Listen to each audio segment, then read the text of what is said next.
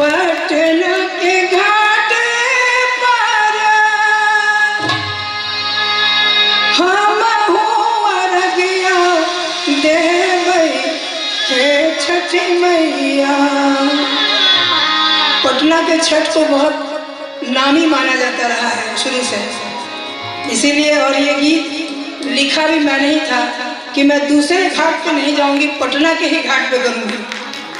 तो पटना के घाट पर हम अर्घ्य देबै हे छठी मैया। हम न जाइब दूसर घाट देखब हे छठी मैया। हम न जाइब दूसर घाट देखब हे छठी मैया। हम न जाइब दूसर घाट देखब हे छठी मैया।